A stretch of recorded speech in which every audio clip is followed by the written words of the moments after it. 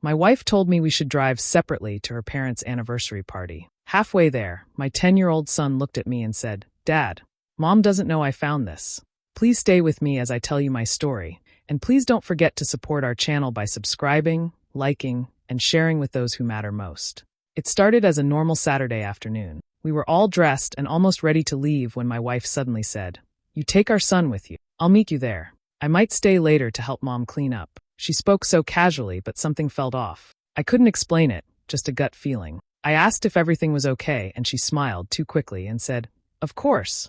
I didn't argue. I buckled our son into the back seat and started the drive. About 15 minutes in, he leaned forward and said quietly, "Dad, Mom doesn't know I found this." I looked in the mirror. He was holding a folded piece of paper. It looked old, wrinkled, like it had been crumpled and hidden for a while. "Where did you get that?" I asked. "In Mom's car. It was stuck under the seat," he said. I was looking for my headphones.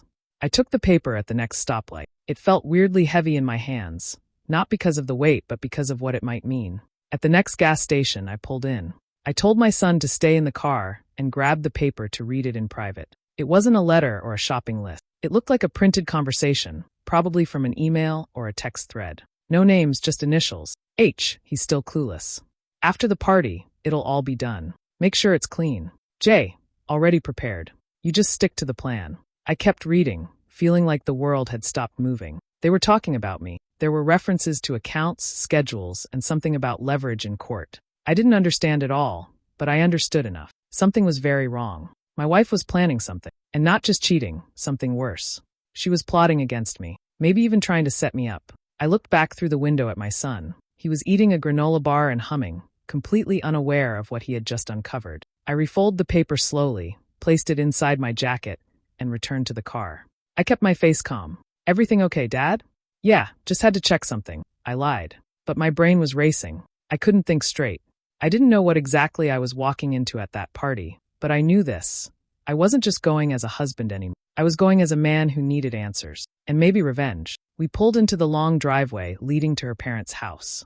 The front lawn was filled with balloons and folding chairs. Her father stood at the entrance greeting everyone, drink in hand, laughing too loudly. From the outside, everything looked perfect, like a warm family celebration. But in my head, nothing felt right anymore. The note I found, thanks to my son, was now folded tightly in my pocket. I'd read it 3 more times during the drive, trying to understand every line. My wife wasn't just hiding something, she was planning something, and I had no idea how far it went. We walked in, and there she was, my wife, in a pale blue dress, smiling like she hadn't just been caught. She walked up and kissed my cheek as if nothing was wrong. "Glad you made it," she said sweetly. "Was traffic bad?"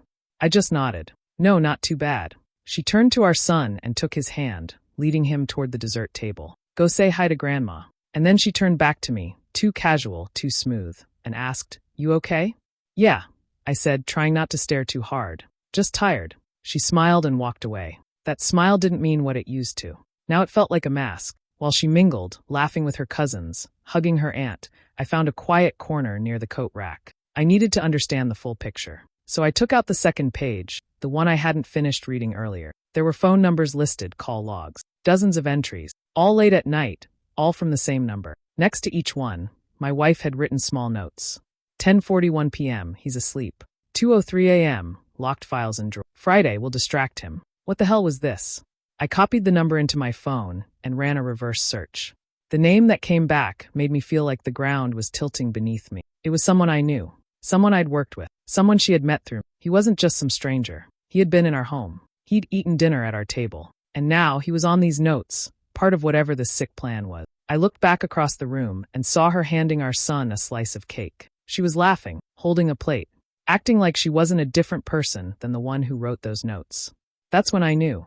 This wasn't just about betrayal. This was a setup. She was building a case against me, watching me, following me, planning something carefully and slowly, and smiling the entire time. She didn't know what I knew yet, but that gave me power. For now, I played along. I smiled back when she looked over, raised my drink, and nodded politely. Let her keep smiling. She had no idea she was the one being watched now. Her father toasted family, loyalty, and lasting love. I lifted my glass with the rest of them, smiling just enough to look normal. No one noticed how tight I gripped the glass, how I didn't take a sip. My heart was pounding, and I could feel the folded paper inside my jacket pocket like it weighed 1,000 pounds. She stood next to me, clapping gently, her expression soft and proud. She leaned in and whispered, "He always gets so emotional at these things." I smiled back. "Yeah," I said. "It's sweet." I excused myself as soon as the applause faded, saying I needed to grab something from the car. She barely glanced up. "Okay," she said, turning to refill her wine. The moment I stepped outside, I moved quickly, keeping an eye on the windows. I got to her car, unlocked it, and slid into the driver's seat. I didn't know exactly what I was looking for, but I knew if she was planning something, she'd be sloppy somewhere. People who think they're winning usually are. The glove box was full of useless junk, napkins, receipts, old sunglasses. Then, under a crumpled grocery bag, I saw it. A cheap black phone. No case. No lock screen. Just a plain, disposable burner. I turned it on. The battery was at 18%. I opened the Messages app. Almost everything had been deleted. Almost. There were a few fragments left, cut-off replies, leftover notifications, and one full message, sitting alone in a thread. "It ends tonight. Be ready." My stomach dropped. I stared at the screen, rereading those 4 words again and again. "It ends tonight." The note my son found had been bad enough, but this was worse. This was direct, sharp, final. I looked through the photo gallery. Only one folder had anything in it, hidden behind a generic name, receipts. Inside were pictures. Of me. One showed me walking into my office. Another was from across the street at my gym. One was taken through a window, of me working at my desk. I felt my mouth go dry. Someone had been following me. Then I saw the most recent photo, me unlocking our front door, just days ago. The angle was low, like it had been taken from behind a car. This wasn't random. This wasn't paranoia. This was surveillance. My wife wasn't cheating. She was documenting, building something. A case. A setup. The texts, the pictures, the note, it all pointed to a single truth. She and someone else were planning something big. And it was happening tonight. But what exactly was supposed to end? I used the photos and voice recordings to trace the mystery man. The photos gave me a few clues. The man in the background of the pictures I found in her phone was tall, broad-shouldered. He had a way of blending in, hiding in plain sight. I couldn't quite make out his face, but the way he stood, always in the shadows, always watching, it felt familiar. The voice recordings, though, were clearer. I played the first one. Her voice was unmistakable, soft, but sharp with intent. She was speaking quickly, urgently. And then a man's voice cut through, low and calm. "She'll never see it coming. It'll be clean. Just like we planned." My blood went cold. This was no affair. It wasn't just some fling. It was something more methodical, something darker. I dug deeper. The phone gave up some of its secrets, though it was starting to feel like it was fighting me. Deleted messages, threads I had to open carefully, trying not to miss a thing. Then, in an older thread, I found something. A name. Jason. Jason Reed. I couldn't believe it. My old friend. The guy I'd trusted. We'd worked together years ago. He'd even come to our wedding. He'd spent time with us, celebrated holidays together. He'd been close enough to make me think he was family. But here he was, on her phone, in their plans, in their conversation. He wasn't just a passive participant. He was the architect of whatever was going on. I pulled up his number. I hadn't spoken to him in months.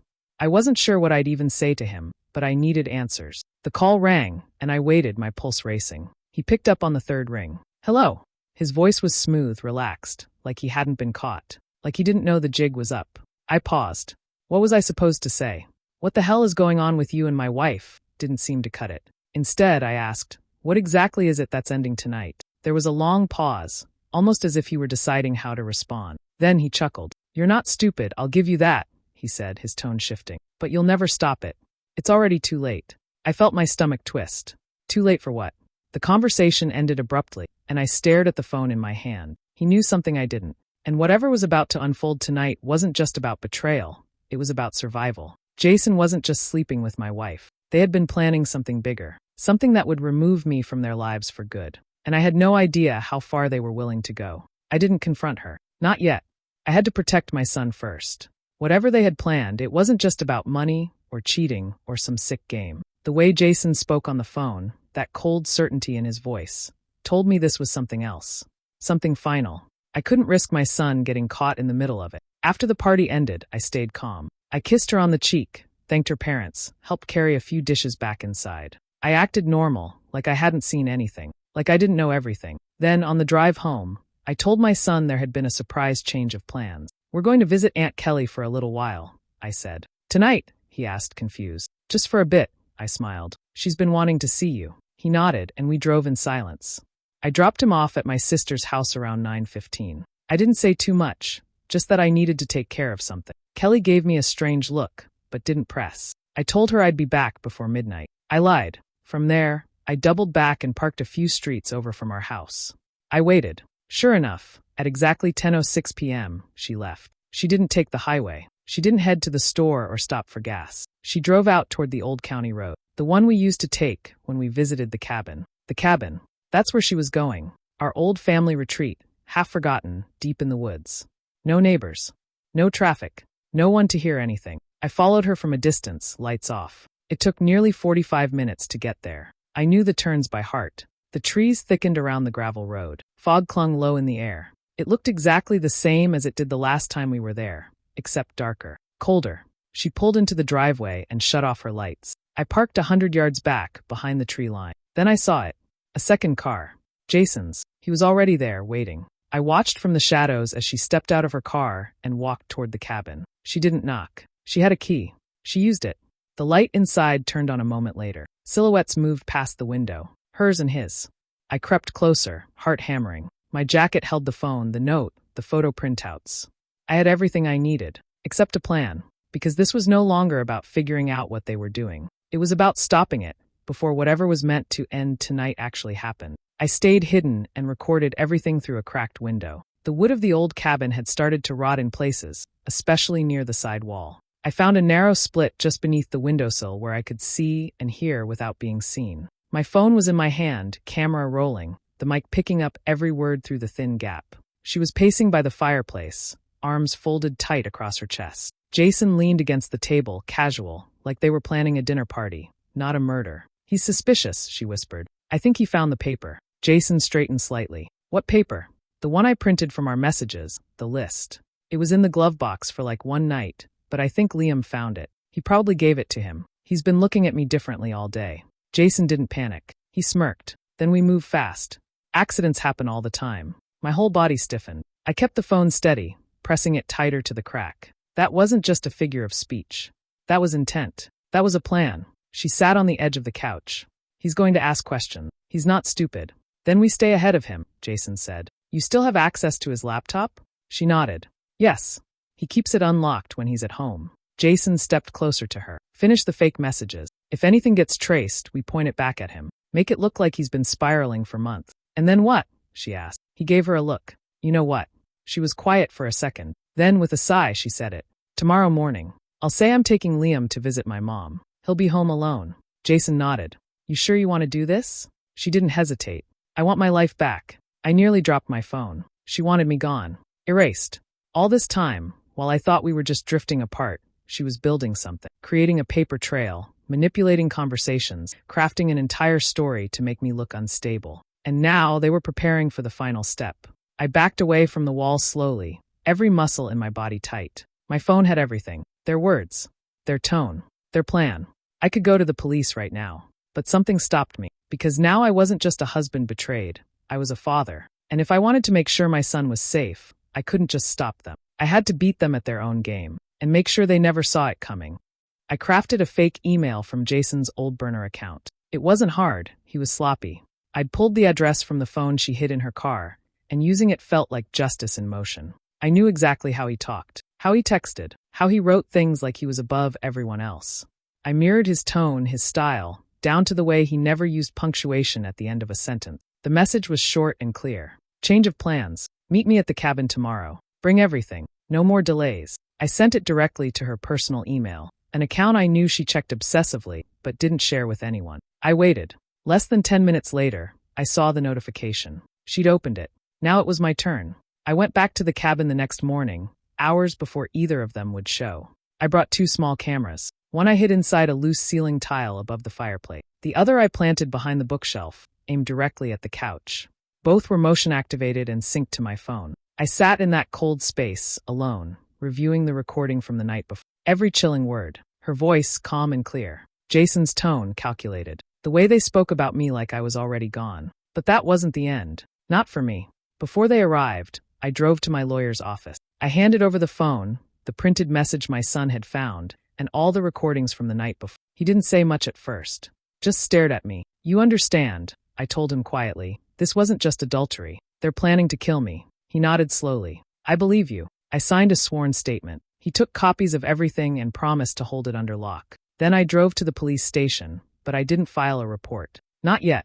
I spoke to a detective off record. I told him I suspected something serious, that I had evidence but needed to confirm one last piece. He listened, took notes, asked questions.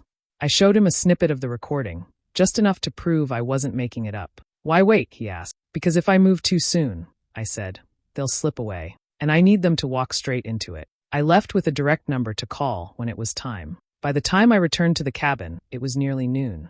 I parked deep in the woods, where they wouldn't see my car. I entered through the back, sat in the farthest corner of the kitchen, phone in hand. The cameras were armed. The phone was silent. The trap was ready.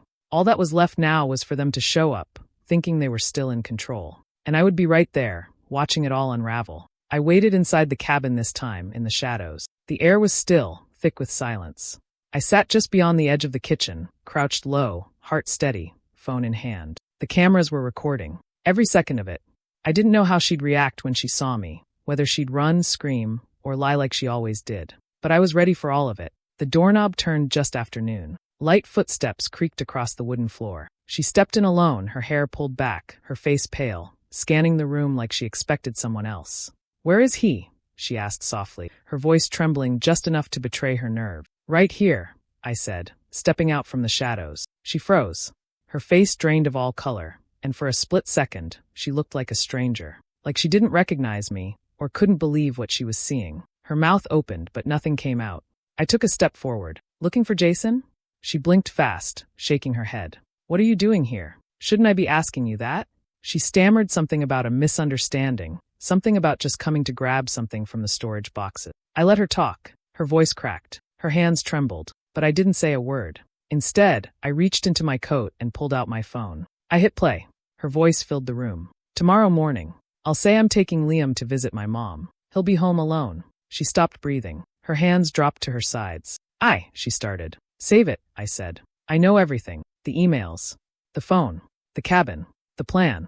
Her knees buckled slightly. She reached out to steady herself on the edge of the table. "It wasn't supposed to be like this," she whispered. "Oh, I agree," I said, stepping closer. "You were supposed to walk away with everything. My money. My life. My son." A long silence stretched between us. She didn't deny it. She couldn't. Every lie she'd prepared was already buried under evidence. And then the door opened again. Jason stepped in, looking casual, until he saw me. He stopped mid-step. His eyes flicked to her, then back to me. And then he reached into his coat. Fast. My instincts kicked in. I moved behind the table, pulling my phone close to my chest. "Don't," I warned. He froze. "You think I'd come here without backup?" I asked. "You're on camera.